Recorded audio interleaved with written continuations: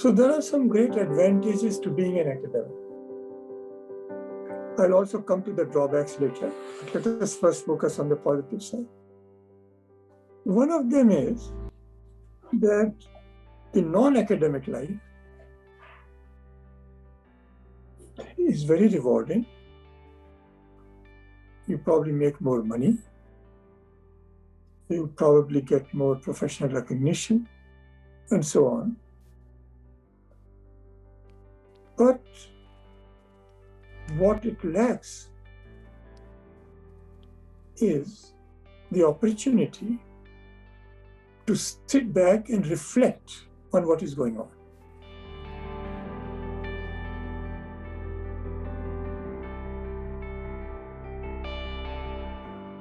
This is also true of marriage. While you are in a marriage, you have very little time to reflect on marriage itself, the phenomenon of marriage. Similarly, if you lead a busy life, you have very little time to reflect on the phenomenon of life itself as it is being led. Now, I think society pays us academics for having the time to reflect on these things.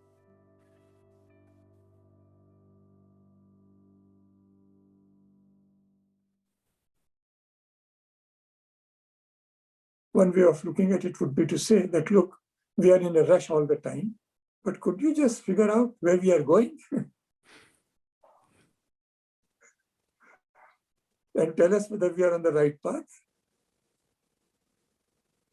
You can't do this while traveling with us because that is so time consuming and energy absorbing. Therefore, we are allowing you the time and the energy by giving you a job in which you don't have to do the kind of things we do. You have the time to reflect and tell us where we are headed. So this is one luxury the academics enjoy. Or you might even call it a privilege.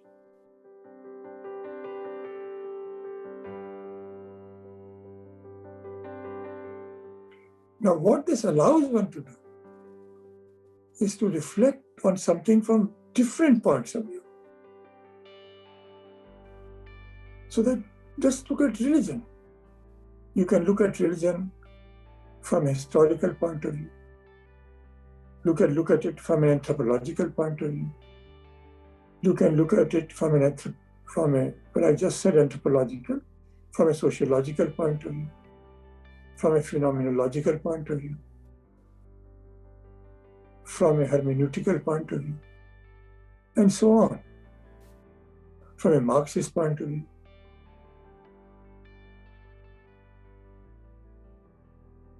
So you can look at the phenomenon from these various angles.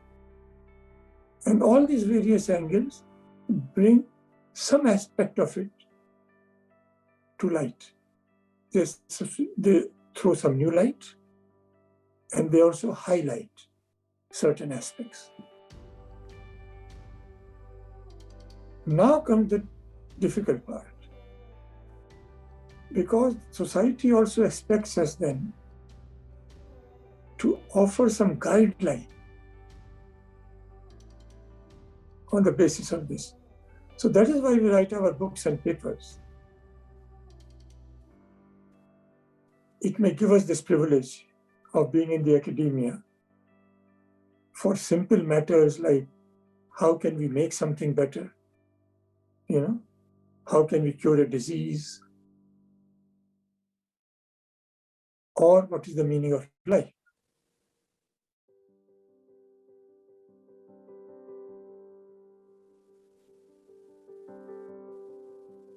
But I think the common dimension of the academia is that you can sit back and look at what is being done or what is happening and analyze it.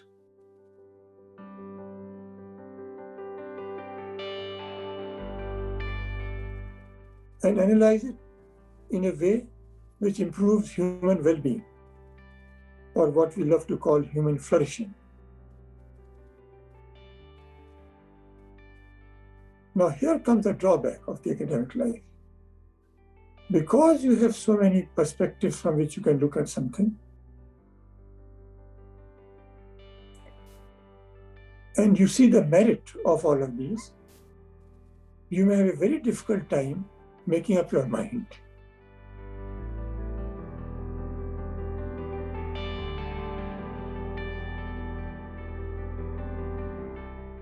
As to what is the best way, or even the right way to go. So, when non-academics make fun of the academics, they often say, the academics don't help us very much, because they will begin by saying on the one hand, and then they will say on the other hand.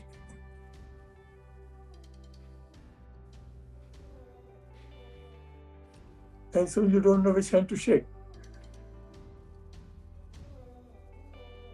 But there's a very important principle involved here, and that is the principle of volition. That is, the academic is in a very difficult situation.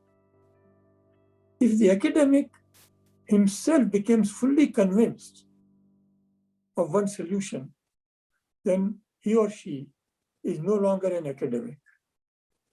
That person is an advocate of a certain position.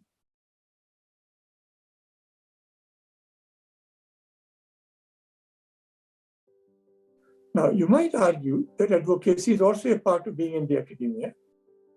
We call it engaged scholarship. And I would agree with that. But it's a slightly different kind of engagement than the pure academic one, which is to just lay down the options and their relative merits and demerits. But the problem is that when you become an advocate, to the extent that you are yourself an advocate, you tend to become less and less an academic in the sense I've just described, a neutral, objective observer.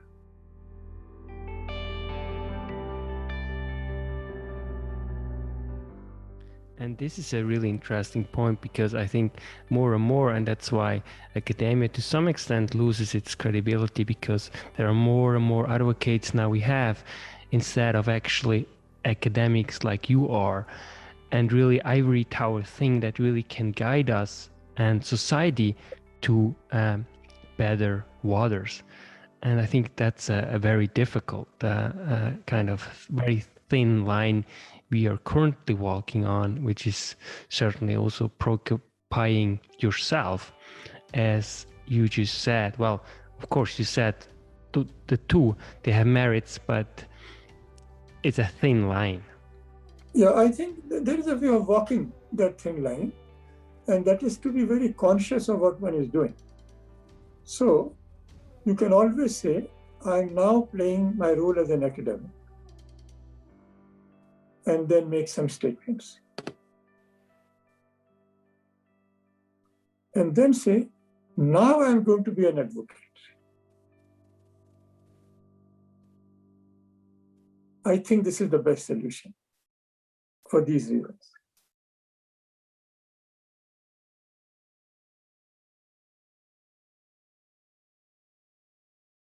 So if you specify them, then you are being more honest with both yourself and others. And the fact that might be tension between the two roles, and remember, it's a very creative tension. It can be retained in a healthy way.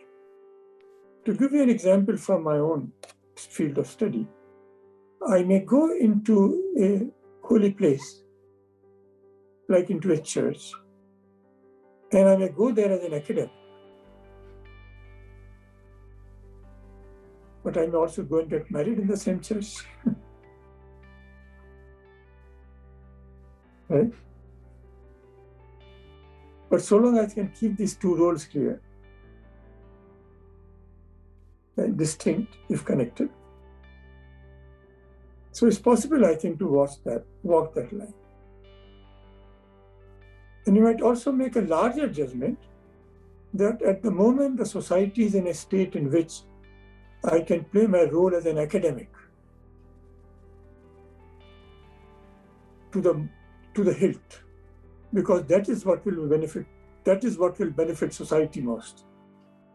And in some situations, you might come to the conclusion that society needs my participation.